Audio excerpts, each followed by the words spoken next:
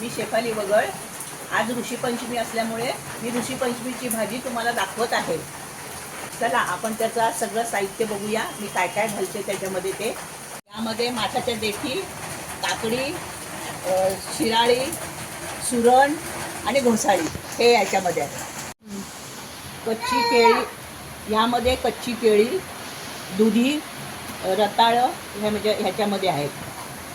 याच्यात हे आळू आणि माठ हिरवा माठ आहे, भेंडी आहे, हे वटाणे आहेत आणि हे मक्याचे दाणे सोललेले आहेत, शेंगदाणे आहेत, चिंचण गुळ आहे, हे मिरची आणि खोबऱ्याचं वाटण आहे. महत्त्वाचा घटक म्हणजे कणसं.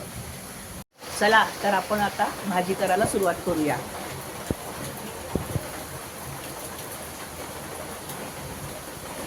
किती 2 चमचे मी तूप टाकलेलं आहे.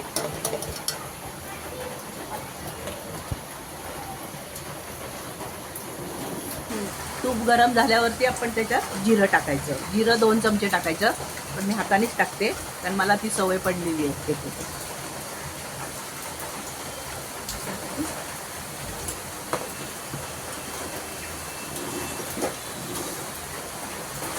जिरं चांगलं तडतडलंय. आता काय टाकणार तुम्ही? आता मी ह्याच्यात मिरची आणि खोबऱ्याचं वाटण टाकणार.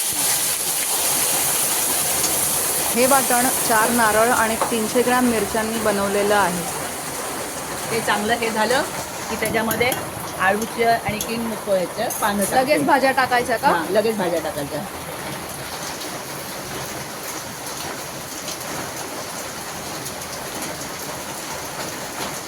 वाफ काढून झाली आहे ह्या भाजीची. आता मी या सगळ्या थोड्या थोड्या भाज्या टाकते.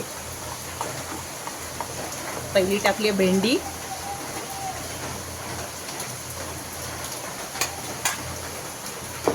मग टाकलेत वटाणे, हिरवे वटाण्या, शेंगदाणे टाकलेत. हे शेंगदाणे तुम्ही उकडून घेतलेत का? नाही नाही, काही उकडलेलं कोणतीच वस्तू नाही, कच्चेच दाणे सगळे. मके पण कच्चेच आहेत. सगळेच कच्चे आहे, कुठलंच वाफवलेलं नाहीये. या बाकीच्या भाज्या थोड्या थोड्या टाकते. ह्याच्यात काय काय म्हणालेलं? ह्याच्यात दुधी, सुरण आणि कच्ची केळी.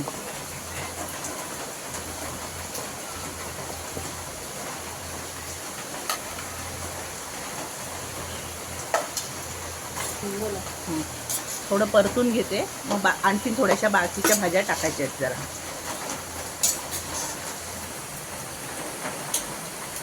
सगळ्या भाज्या टाकून परतून झालेली आहे भाजी. आता बाकीच्या उरलेल्या भाज्या आहेत ना, त्या थोड्या थोड्याशा आपण टाकायच्या. ह्याच्यात काय काय? काकडी, रताळं आणि घोसाळं आणि शिराळं आणि माठाच्या देठी.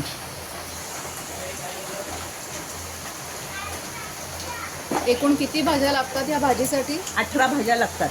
बापरे. आता ह्या भाज्या सगळ्या टाकल्या आहेत. ह्याच्यामध्ये लाल भोपळा आणि पडवळ हे सुद्धा राहिलं सांगायचं, ते पण मी टाकलेलं आहे. आणि हे जे लाल दिसतंय ते काय? लाल माठाच्या देठी आहेत त्या. आता हे सगळं हे झालं की थोड्या वेळात मीठ टाकणार आणि मग ते चांगली वाफ येईस्तोपर्यंत भाज्या शिजेस्तोपर्यंत ठेवणार. परत ही सगळी भाजी एकजीव करून घ्यायची. एकजीव करून घ्यायची आणि मग वाफ करायची. सगळ्यांचा आवडता हे कणसं टाकणार आहे मी आता ह्याच्यामध्ये. ती पण कच्ची आहेत, मी वाफवलेली नाही आहे.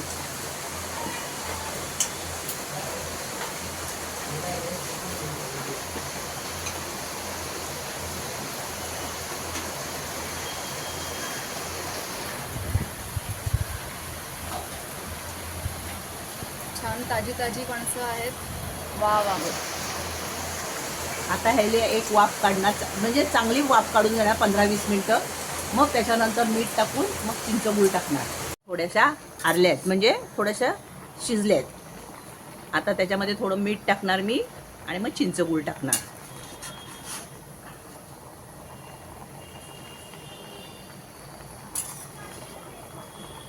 काय मस्त वास सुटलाय भाजीचा. खावंशी वाटते ना. हो. झाली की खा पोटभर. ह्या पातेल्यात भाजी मावली नाही म्हणून मी दुसऱ्या पातेल्यात पण केलेली आहे. दुसऱ्या पातेल्यात आत्ताच टाकलेली आहे, अजून त्याचं सगळं व्हायचंय. आता मी याच्यामध्ये मीठ टाकते.